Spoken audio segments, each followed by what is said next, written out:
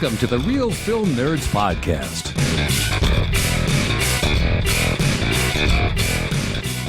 Welcome, everyone, back to the theaters. The summer movie blockbusters are finally upon us. It feels like it's been well over a year. Real Film Nerds, episode number 223, A Quiet Place 2. You can only watch it in the theaters.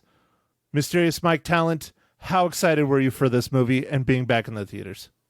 Oh, man, I'm really excited. It was so much fun to go see a movie of this caliber in the theater. I had a great time. I can't wait to talk about it. I can definitely wait to talk about it because my experience was awful. I went opening night, or what they call preview night now, on Thursday, to the latest show I could possibly go, hoping no one was going to be in the theaters. I was so dead wrong. Well, man, I mean, you saw how it did. This movie was number one the weekend, and now they've officially called it, people are returning to the theaters, and, everybody's dancing in the streets. It's mayhem. I have not seen no dancing, nor streets, or dancing in the streets. But I did see a lot of young teenagers that went and watched it and talked through the entire goddamn thing when I saw it on opening night on Thursday at Harkins in Prescott Valley. It was sad, but I still enjoyed it. It was a good movie. Oh, man, that's really rough. I had a good experience watching it when I watched it. I was able to watch it in a morning show. That's partly why I think kind of the theaters are back, Matt. They're starting to add more show times in my neck of the woods, so that's good. And it was still pretty full, but no one was talking, so that was good. I think somebody did smell a little funky, like they had been on the ganj, but other than that, whatever. See, now, here in Arizona, it's legal, the Marlboro Greens, so it's just expected now. Ah, I see, Matt. Yes. Well, anyway, I had a great time watching this movie, and I love that this movie wasn't very long, and there's quite a few things to like about this sequel. So, Matt, should I do the rundown? What do you think? I was going to keep continuing on my topic of going and watching movies, because you made an interesting point about early movies times. I've gone to early movies here in Prescott, and they're worse than going to the late night shows. So I can't go during the day. I work, or I should be working I guess I technically can't because I work for myself now. But the early morning shows, it's a parade of retirees getting up and going to the bathroom. Oh, okay. So I see you get interrupted all the time by just people walking around and hearing them moving around and stuff. Have you experienced this? I know you have a few retirees all over there, but nowhere at the levels that we do over here, where it'll be like a husband and wife, and they'll think they're like in their living room, and they'll be literally talking at the top of their, voices. What? I can't hear you. Hold on. What? Talk louder. Have you heard that? So I have heard that. So I have heard it a little bit, but I mean, it's not too hilarious when you're trying to watch the movie. It's funny in the beginning, like when you first get to the theater and they're going like, "What? Pass the popcorn? Oh, here." It's a double-edged sword, Mike. I kind of want COVID to come back, but keep the theaters open, because I would love to be able to go to the theaters and enjoy myself again. But it wasn't awful. Like, the high school kids weren't awful. They could have been a heck of a lot worse, but I wish they would have been better. I understand. You're excited. You're out. Yes, all the seats are cordoned off. You're supposed to sit apart. They're not. They're doing whatever the hell they want. They all sat right around me. It was so strange. But hey, whatever. I still enjoyed myself, and as my wonderful girlfriend has pointed out, because she doesn't listen to this, I'm too much of a pussy to turn around and say, will you shut your mouth? She would do that pretty much immediately. So here's the question, Mike. If you were in the theater and it was just you, not your wife, not your kids, sitting there and some people were talking, would you turn around and tell them to shut their mouths? I don't think I would normally. It would only be under certain circumstances, which if it was just driving me nuts. But for the most part, no, I wouldn't.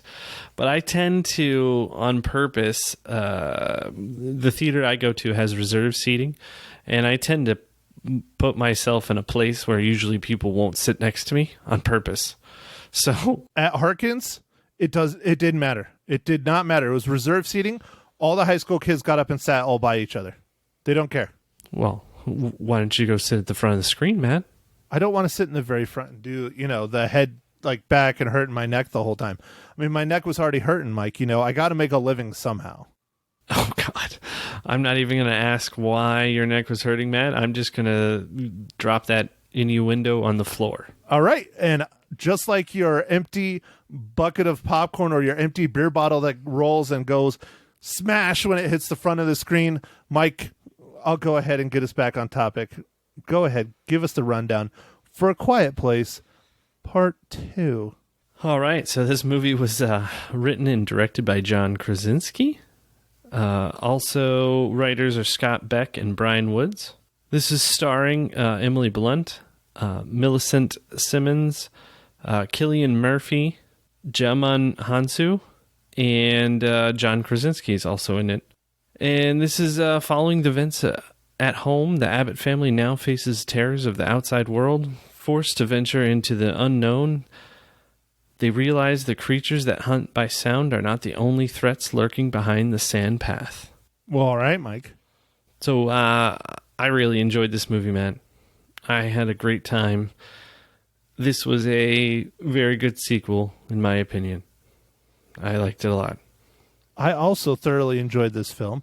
I don't know if I would say it's an incredible sequel, but it was a very good sequel. An incredible sequel is one like Terminator 2, where it's better than the original. I still feel like A Quiet Place, the original, is leaps and bounds above this one. I don't know if we reviewed A Quiet Place on the pod. I don't know. We did, Matt. Did we? We did. Oh, yeah. Do you remember what reels we gave it, Mike? I feel like I gave it 4 or 4.5 for myself. I loved the first one so much. I figured it was probably up there. 4.5 or 5 for me as well, most likely, because the first one was just incredible. This is very, very good, but I don't think it was as good as the original. Again, my favorite, I don't want to, we can discuss spoilers later, but the part that I really enjoyed and I wish we had a little bit more of was like the first 20 minutes of the movie, the flashback sequences. Best part of this movie, hands down. They were just amazing. Well, yeah, they were really well done, but I think it's just to help with some of the story, which we can get into spoilers. But yeah, it would have been neat to have a little bit more into the beginnings of this event that happens. But man, I don't know. I liked being back in this this universe, this movie's environment. I thought it was cool. I liked all the callbacks to the original movie and all the little details that they seem to have gotten right with the different things, whether it was vehicles or just certain looks of the set pieces and stuff. And I imagine they filmed it in the same place, and in fact, I imagine they filmed it fairly quickly after the first one because the kids grow up pretty quick and they seem to be about the same. They're a little bit older than what they were in the original, but not a ton. Now they probably are dramatically older. So I don't know, Mike, do you think we're going to see trilogy out of this? Or do you think this is it? I mean, I kind of hope this is it, but they definitely left the ending open for a trilogy if wanted.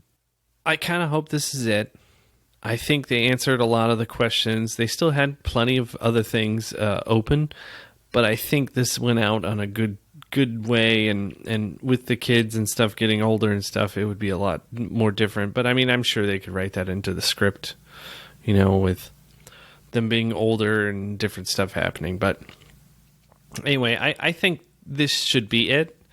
What'll happen with the studios and who knows? I mean, if it did really well in its first weekend out, made over $50 million in the state on the long weekend, the holiday weekend, Memorial Day weekend.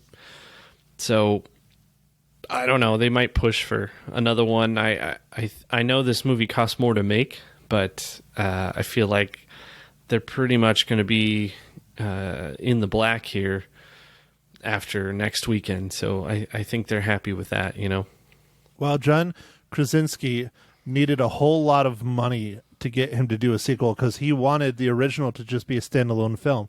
And I thought it was perfectly fine by itself. But I don't know. We'll see. I mean, they were able to throw enough at him that he wanted to write and direct, or they convinced him to write and direct a sequel. So who knows? We'll see.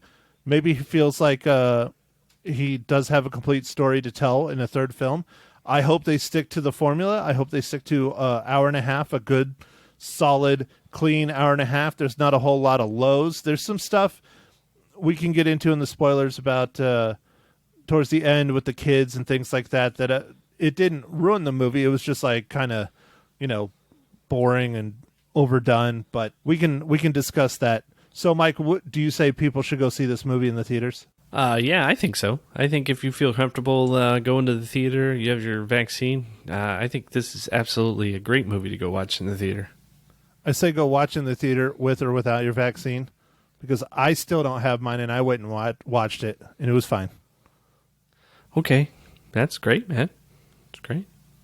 So, okay, Mike, I think it is your turn for your favorite question and segment of the show. Oh, yes, Matt.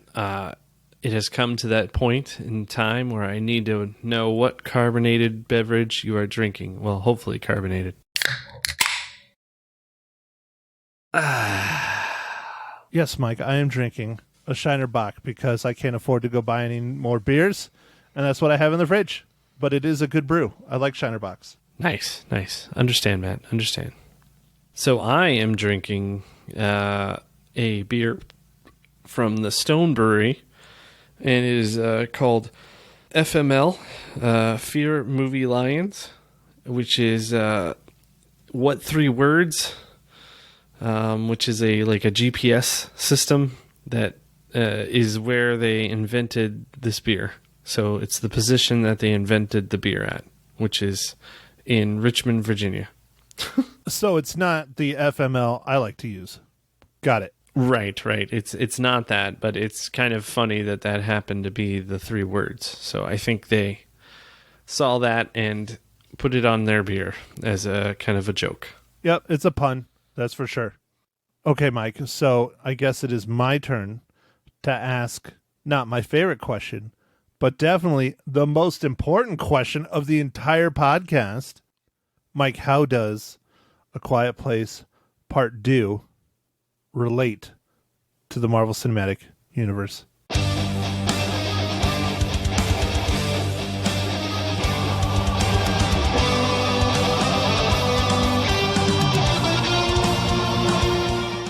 All right, Matt. Well, thanks for asking. Well, Djimon Hounsou also played Karath in Guardians of the Galaxy and Captain Marvel. So this one wasn't too bad, man. It was a fairly easy one. Yeah, that's great. I always worry about movies that don't have large casts, but this one has a little bit bigger cast now, and because it was a sequel, so we were good. We were good, Matt. No worries. Well, the rumors, not so much rumors, but fans keep pushing Emily Blunt and John Krasinski to play the Invisible Woman and Mr. Fantastic in the new upcoming, yet to be announced Fantastic Four movie. That'll be the introduction of the Fantastic Four into the Marvel Cinematic Universe. I think that would be incredible casting if they could pull it off, but I don't think they'll do it. Because, the chemistry would be amazing because they're husband and wife in real life. So it would be really, really good. Yeah, no, it would be. I don't know what's going to happen, but I think I saw something about this rumor, and Emily Blunt, shut it down. So I don't know. Who knows, though? Because she could just be doing that until it's a thing. Who knows? Well, she said some jazz about how she doesn't want to be a superhero and all that other crap, but I understand. I'm sure she would probably get burned out pretty quickly. But Mike, one of your favorite movies and one that I really enjoyed with Tom Cruise, Live, Die, Repeat, or what's the other one, Mike? The Edge of Tomorrow. There you go. Got it this time. She was basically a superhero. Think about it. She was. Yes, the Queen of Versailles. What was her character's name? It was like Queen of Versailles, but it was something crazy like that. Yeah. Yeah, she was like Warrior of Versailles or something like that. Yeah. Anyway. Doesn't matter. People can go look it up. And Mike is not looking it up on his phone. He's being good this podcast, everyone who's curious why he doesn't know. Yes, I do. I don't. I'm going off memory, Matt, which is, whew. Okay, Mike, so we're in spoilers for A Quiet Place Part 2. Do you want to start off on the spoilers? Oh, you know what? I'll start off. The big thing, speaking about Marvel's Cinematic Universe, Djimon Hounsou, what a waste of an incredible actor. He got killed so freaking fast. He was in the movie for like 5 minutes. That was so depressing. Yeah, he was in the movie for 5 minutes, and that was depressing. Who knows? Maybe there was more of a part and it got cut out, or hard to say. Based on his character's name, I'm going to go with no, because his character's name is Man on Island. That's true. I don't know. Maybe it was just like, hey, man, what are you doing this for a couple hours? You want to stop by the set? We'll pay you more than most people get in a year if you are in for like 30 seconds. Oh, by the way, we're going to kill you too. I don't know. Maybe that's how it went down, man. Who knows?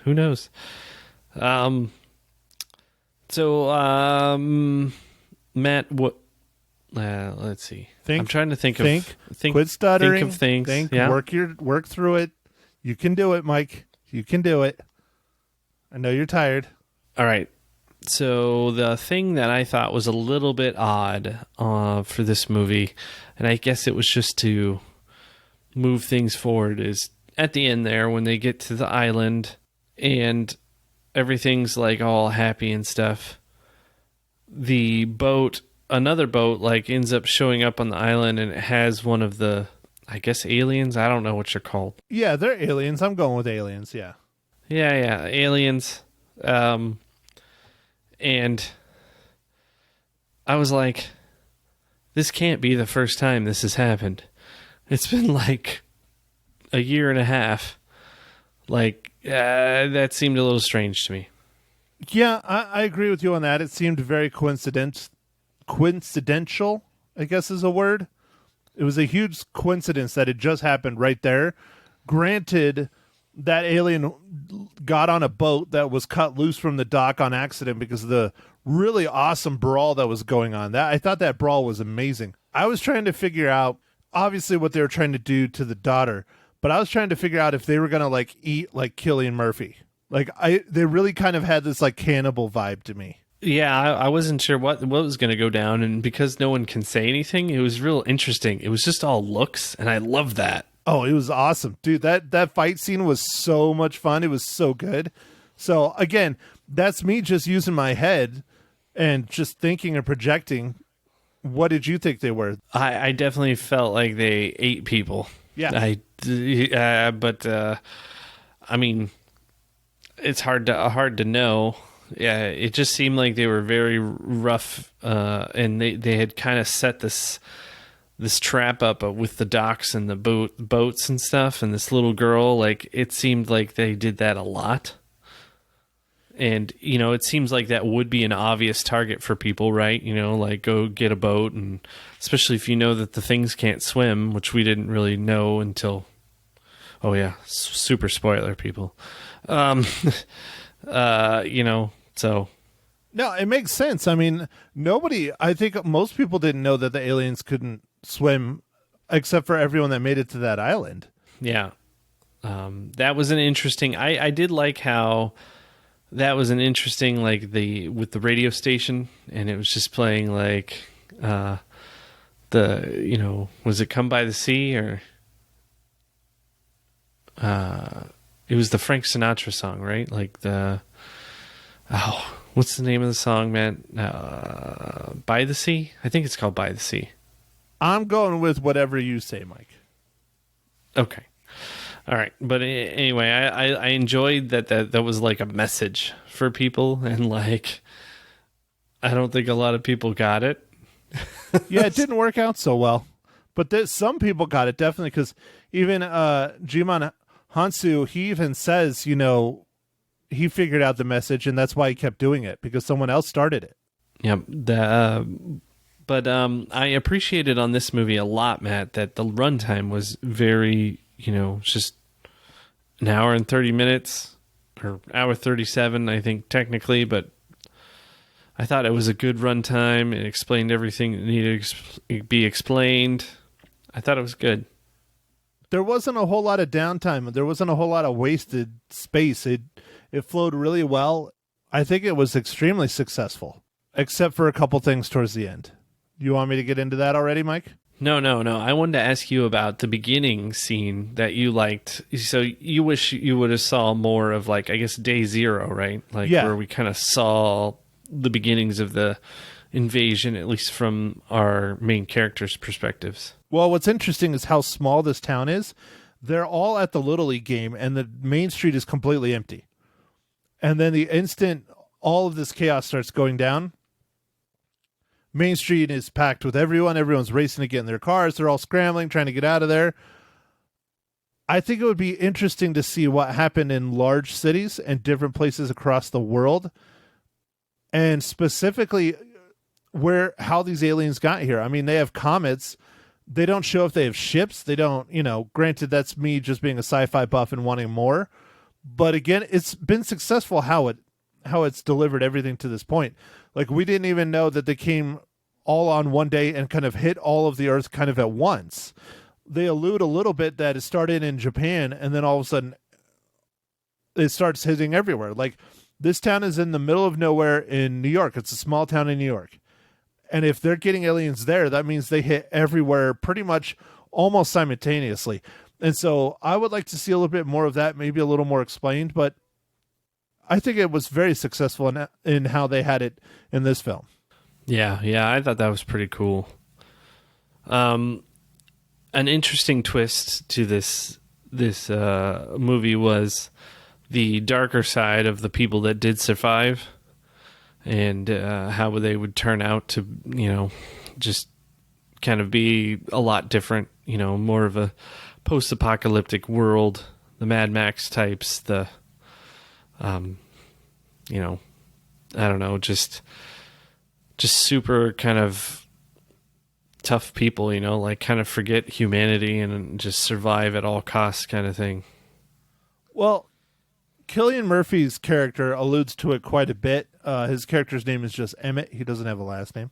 That the people that rose to the top, which is very much the thinking in lots of post-apocalyptic films, be it zombie movies or TV shows like The Walking Dead, almost all the time they allude to that the people that really do well and keep surviving in this post-apocalyptic world are the criminals, because they're the ones that have no shame and no fear.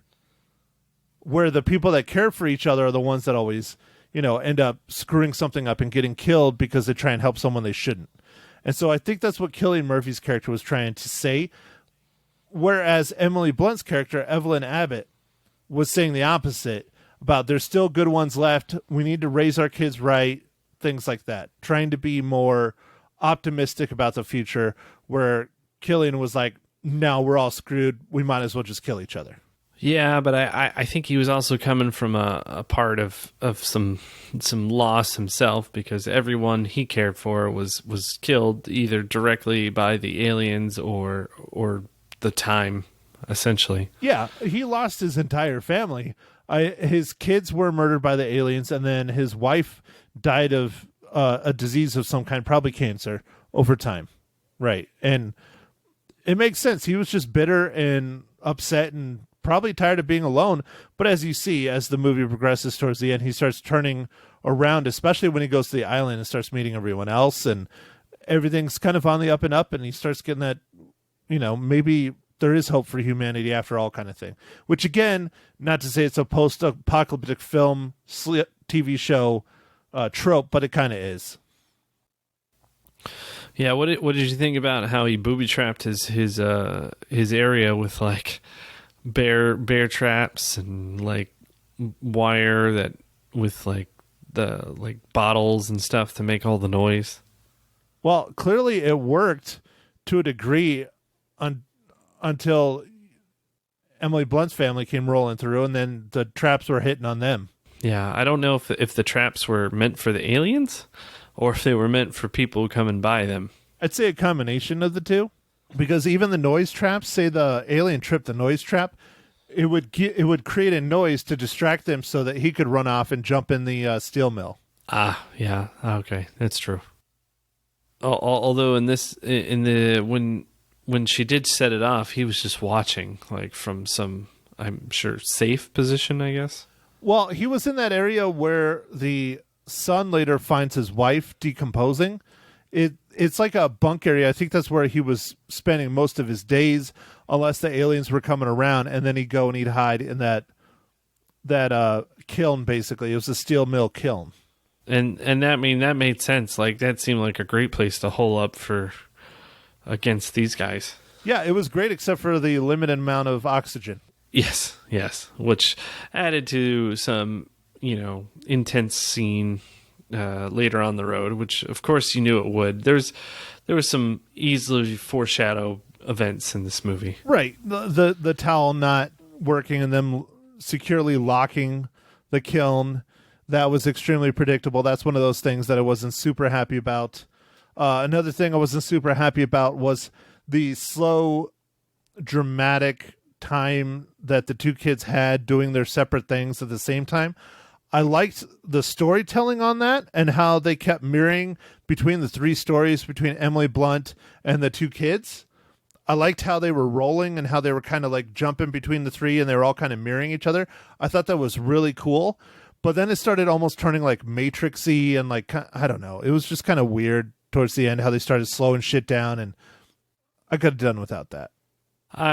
I thought it was a decent way of doing the story to, keep up with everything that was going on and how it was all intertwined, like with Emily Blunt going to go to the pharmacy to get more stuff and come back. And, of course, her son has the alien chasing him because he didn't do what he was supposed to do. And,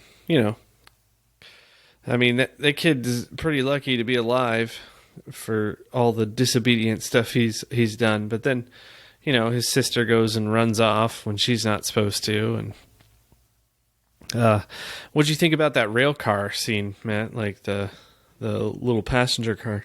It was pretty intense, especially when it starts panning out and there's a bunch of rail cars that, I mean, you can see that derailed and the aliens were just jumping through the cars and just grabbing them. But I like when the daughter, whenever they were showing the footage from the daughter's perspective, how it was completely silent. I really liked that. I thought that was wonderful. Yeah, that was good. And I mean, that scene where she didn't see the alien and obviously she couldn't hear it for right away. And then when she does see it, like her acting was amazing. You were like, whoa, like you could see everything that she was feeling at that moment. It was great. Yeah, there was a lot of really, really good things about this movie. And again, just a handful of things that I wasn't a super huge fan of. Mostly the stuff towards the end, I thought it was just long and drawn out. I liked the journey to the island and stuff like that. I thought that was fun. Now, are you talking about the journey across the land or the actual journey from the water? Because that wasn't too quick. Oh, no, the journey from the water was not that part. I guess just the journey from the land, yeah, I guess. Just the journey as a whole, yeah. Yeah. So do you think that Emily Blunt and her kids are going to go to the island, or do you think Cillian Murphy's going to go back and rescue them and bring them all to the island? I felt like they would go back and get them to let them know how to get there, but at the same time, by using the radio, they gave them the message that they made so it. That they made it. So I don't know. Like, I don't know. I don't know if Emily Blunt's daughter in the movie gave her directions on where exactly she was trying to go to, which would make it a little bit difficult to get there. I'm pretty sure the son knows. I think they discussed and pointed out which island it was. But beyond that, she might have taken the map with her. She might have, yeah. I don't know. It leaves it open for a trilogy. I'm kind of sad. I was hoping that when they got to the radio station and they blasted, her noise from her little earpiece on there, that it was going to be at such a high magnification that their heads were just going to start exploding. But no, it works the same as normally would if they were doing it in person. Yeah. I mean, that would have been cool. But I mean, still, the radio station only has a limited range, so it's only going to be in that like New York, like coastal area, I guess. Like not, I don't know. Depends on mountains and different terrain, but it's still line of sight, so it's not going to go super far. Right. No, I understand that, but it's just, I don't know. I thought it was going to be because the signal's more powerful than just being there.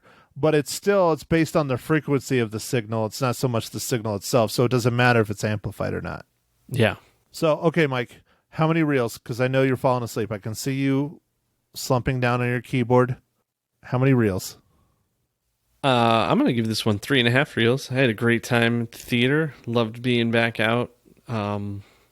This was a good movie to watch at the theater. I think, I liked it. I thought it was a good sequel.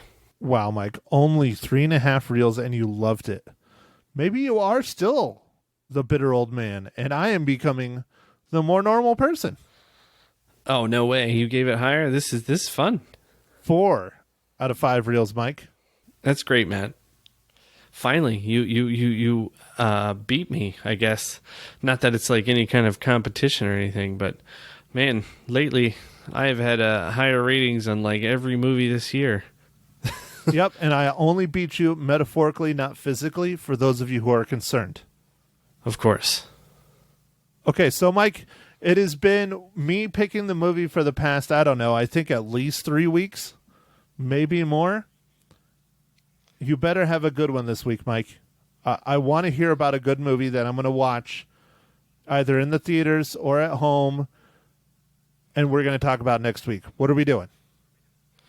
All right, Matt, we're doing a Netflix original, Stowaway, and this is a sci-fi movie, Matt, so I think this will be right up your alley. Hopefully you like it. It's a 3-person crew on a mission to Mars faces an impossible choice when an unplanned passenger jeopardizes the lives of everyone on board. When did this movie come out, and who does it star?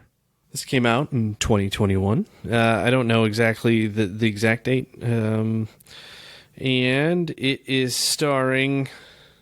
Anyone we would know, or is it just more of a smaller budget film? No, it's got Anna Kendrick's in it. Oh, yeah. Okay, I know what you're talking about. Yeah, I think I've seen the trailer for this. That's the movie we're going for, Matt. Anna Kendrick, Daniel Day Kim, Shamir Anderson, Toni Collette. Cool. That's a pretty stellar cast. That's a pretty big cast. It's a lot more than Army of the Dead, Real Film Nerds episode number 222, where it was like 3 people that we know. Yeah, so we'll see, Matt. Hopefully it's good, man. I love watching some good sci-fi, and the theaters are back, but it still seems like the catalogs aren't quite going to be matching up. Like, I think there's going to be a big movie every week or two. It's not going to be like every week, and so it'll be good to see a lot of these movies. Black Widow, I'm excited for. So hopefully that doesn't get pushed again. So that should be, I think it's July 8th. So, well, dude, there's a handful of decent ones coming later this month. They're not all right at the start, though. In June, we got F9. Oh, yeah. You ready to see that one? Because I remember the last one we watched, you're like, why did I watch this movie? I haven't seen the last 14 of them. Hobbs and Shaw, yeah. But, Mike, it wasn't over the pandemic. It was actually right after we watched Hobbs and Shaw. They had a marathon on one of the television show channels like Spike or one of those. and I set the DVR and recorded all the ones I had missed. So I am now caught completely up on the Fast and Furious world. It's a blur. It was a lot of information to digest in a couple weeks, but I might have to go back and watch F8 because I don't remember which one that one is. It got mixed up with 7, 6, 5, and 4. But I'm ready. I'm well versed in the world for F9. Okay, man. Like I'm starting to think it's like keys on your keyboard. Yeah, that's all it is. It's a dude sitting there hitting F9 like repeatedly. Oh, fascinating. For 2.5 hours? And then every once in a while, like just have a car jumps over a building in Dubai. And then there's just a dude hitting the key again. Yeah. Yep. F9. Yeah. Yeah. Well, F9's coming out. That's for sure, Matt. You're right. Well, there's a couple more that are coming out in June, but I don't remember exactly what they are. Yeah, me neither. I know there's a huge back catalog of movies that they're ready to go and they just need to release them and they haven't released them. Okay, Mike, well, why don't you go ahead and do your thing and take us out of the podcast so that you can go and get your beauty rest because you got to look like a beauty tomorrow because you physically have to go in for work now. Ha ha. Yeah. All right. Well, thanks everybody for listening, and make sure to follow us on Facebook, Instagram, and Twitter. And go out there and watch a movie if you feel comfortable in the theater, or stream one of the new ones. There's so many options now. So, anyway, thanks for listening, everybody. Thank you for listening to The Real Film Nerds. Now, don't forget to follow us on Facebook, Twitter, and Instagram at Real Film Nerds. Now, go out and catch a movie.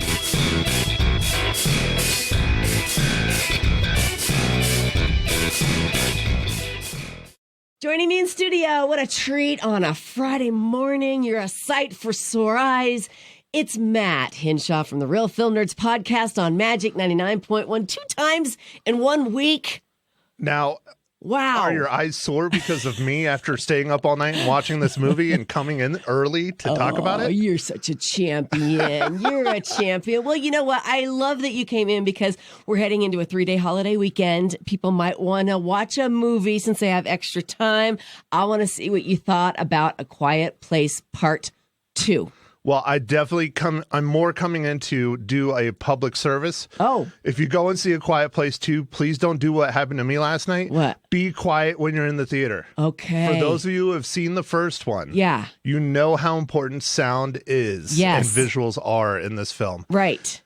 I didn't have a good experience last night. What? It was full of high school kids. Oh, so you went to the theater. Is that the only place you can catch it, is in the theater? It's only available in the theaters, okay. Yes. And I went, and there was a ton of high school kids. Don't get me wrong. It's wonderful people are in the theaters. I don't want to slam them for that. And I love that the young kids are the ones that are going. Right.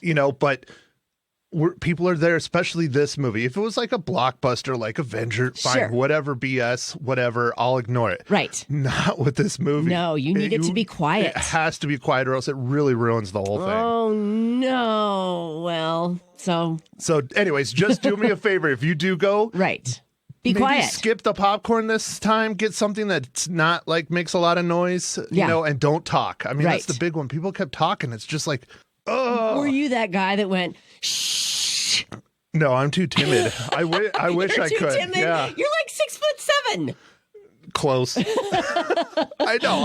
I want to, but I don't want to. I don't know. Okay. I'm too timid. I should have stood up and just Take be like, me next time. I have no problem keep your telling mouth people. closed. That's what I should have done. But well, all right. So I did not see the first one, but I get the premise of it. How dare you, Lisa? Well, I know. Well, I'm thinking it might be a fun little marathon thing to do one and then the other. You should. Yeah. Okay. So you liked it otherwise. No, I did. I thought it was a good movie. It's not as good as the originals. The original was groundbreaking. Yeah. It was never intended to have a sequel. They threw a lot of money at John Krasinski, a.k.a.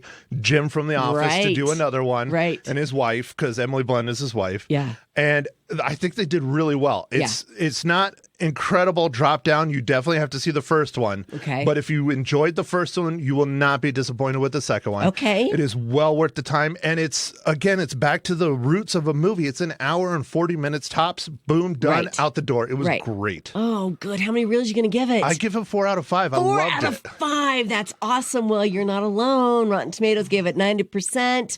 IMDb 8.1 out of 10 and Metacritic 73. So people are enjoying this movie. The finale gets a little hokey, I guess is a good way to put it, a couple times. Yeah. I understand why they're doing it, but it's just, other than that, I really enjoyed it. And there's not a lot of twists and turns like the first one, but there's a lot of stuff that kind of catches you off guard for sure.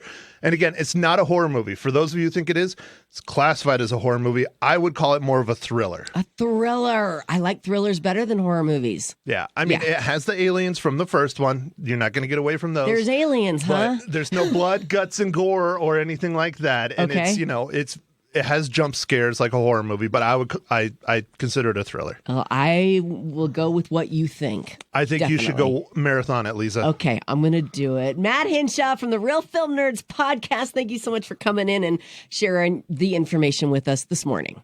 Well, thank you for having me as always. The door's always open. Live and local. You're welcome. All right, Matt Hinshaw, can't get rid of him. Out of studio on Magic 99.1. Just kidding. I can leave at any time, believe me. On his face. Okay, so you said that there were... I need a breakfast burrito. Yeah. You said that there were a bunch of previews before the movie in the theater. Oh, yes. And you mentioned one that I'm very excited about. Which one was it? The new Top Gun Maverick. Yeah, and how did it look? Amazing. Really? The trailer's been out for a little while, but that was definitely the first time I've seen it in the theater. Right. And when is the movie finally coming out? They didn't say. They just said coming soon. Oh, they've been saying that forever. Right. It was supposed to be last summer, I think last July or maybe August, something like that. And then the pandemic pushed everything back. If I had to venture a guess, I think they're saying probably late this year. They'll probably hold on to it. Thanksgiving weekend or something. Like Thanksgiving or Christmas, I think, just to get a lot in there. Okay. Lisa, to put your mind at ease, I know it's a very pressing question of yours. Yes. Yes, they do have a beach volleyball scene in the trailer. They do, with the same guys that they had in it forever ago. It was a quick blip. They were shirtless. There was a volleyball. There was a net. I assume it was Tom Cruise. I'm sure it is. Sure it is. Okay. All right. Well, thank you for putting our minds at ease. We can all rest nicely this weekend now. Yeah, you'll be all right. But it was incredible. And that is one movie for a fact. I don't care where it comes out. I'm seeing it in the theaters. If I had to take a Blu-ray and make them play it, I'm watching it in the theaters. I'm going to go with you. All right. Good. All right. It's All Time Low featuring Black Bear with Monsters Now on Magic.